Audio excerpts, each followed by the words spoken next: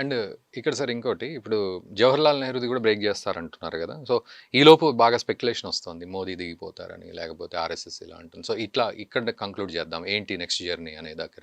మోదీ గారికి 75 years applicable కాదని RSS ముందే చెప్పారు. అవును. సర్చంగ్ చాలక్ కూడా 75కి వచ్చేస్తున్నారు.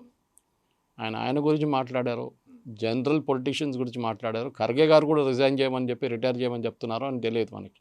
ఖర్గే గారు ఏజ్ కూడా అయిపోయింది కదా. అవును. అప్పుడు వాళ్ళంటారు కాదు మాకు ఇది అప్లికబుల్ కాదు బీజేపీకే అంటారు. మోదీ గారు ఎప్పుడు దాకా ఉంటారు, ఆయన ఉంటారు. బాడీ ఇవాళ పొద్దునగా మా ఇంట్లో నేను మాట్లాడుకుంటూ అది చెప్పాను, ఇంత ట్రావెల్ చేస్తున్నాం మంచి సరే, ఆయనకి ఎయిర్ క్రాఫ్ట్ ఉంది, మిగతా అన్ని లగ్జరీస్ ఉంటుంది, కానీ కంటిన్యూస్గా ట్రావెల్ చేయడం, ఒక కంట్రీ నుంచి ఒక కంట్రీకి వెళ్ళి రేర్ ఎర్త్స్ కాంట్రాక్ట్ చేయడం, యురేనియం కాంట్రాక్ట్ చేయడం. ఇప్పుడు prime minister president any country ఏ ఒక్క దేశానికి వెళ్తే వాళ్ళు పొలిటికల్ చాలా తక్కువ ఉంటుంది, వాళ్ళు ట్రేడ్ కోసం వెళ్తారు. నేనేం అమ్మొచ్చు వాళ్ళని. ఇప్పుడు మన యూకే అండి, భారత్ మన ఎంతో ప్రోడక్ట్స్ మన 0% వచ్చేసింది. ఇప్పుడు అక్కడ వెళ్ళి ఇంగ్లాండ్ నమ్మొచ్చు మనం. పెద్ద పెద్ద కార్ల నుంచి ఆల్కహాల్ అండ్ అగ్రికల్చర్ కొంచెం ఇచ్చారు, ఆల్కహాల్కి కొంచెం 10 సంవత్సరాలు కొంచెం గ్యాప్ ఇచ్చారు. ఎస్పెషల్లీ స్కాచ్ విస్కీ అంతా ప్రాబ్లం అవుతుంది, ఎందుకంటే అది చాలా మటుకు మన లోకల్ ఇండస్ట్రీ దెబ్బతింటుంది. కార్లు అయితే 150 to 75 to 40 10% వరకు వచ్చేస్తుంది. అదే అంటే కార్లు మీరు 40% వరకు. కానీ చాలా మంది అడిగాను నేను, జాగ్వార్ ఎవరు తయారు చేస్తారు యూకేలో అని అడిగాను. టాటా. రేంజ్ రోవర్ ఎవరు తయారు చేస్తారు? టాటా గ్రూప్స్ అని.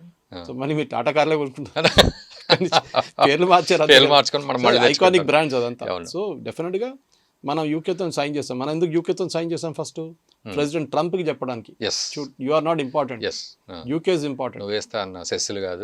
నువ్వు పెద్ద డ్రామాలు చేయకు, నేను అది చేస్తాను ఇది చేస్తాను, యూకేతో సైన్ అప్ చేసుకుని మీ దగ్గర అమ్మకపోతే అక్కడ అమ్ముకుంటాం మేము కథ. ఐ థింక్ ఇంటర్నేషనల్ లెవెల్లో India succeeded big time. Domestic లెవెల్లో పొలిటికల్ మెచ్యూరిటీ చాలా మటుకు వచ్చింది.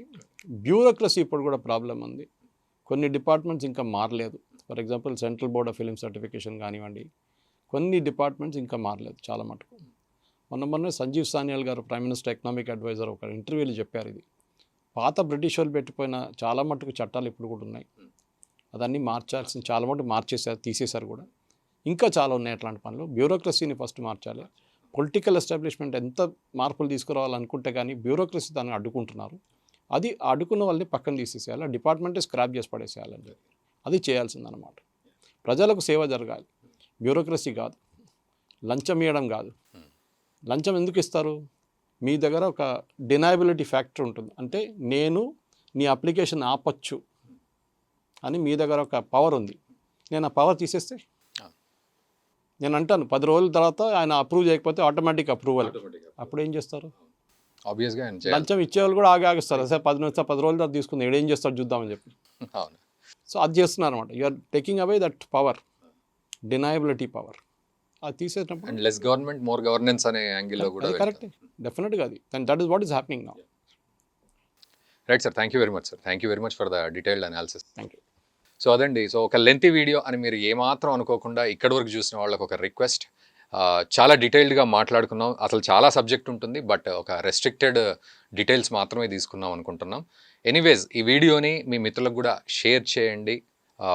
ఇలాంటి వీడియోస్ చూసి మనం కూడా నాలెడ్జ్ పెంచుకుందాం. మీకు ఏమైనా అభిప్రాయాలు ఉంటే అవి కూడా కామెంట్ రూపంలో తెలియజేయండి. అండ్ ఖచ్చితంగా ఈ వీడియోని షేర్ చేయండి అండ్ మా ఛానల్ని సబ్స్క్రైబ్ చేయండి. Thank you very much.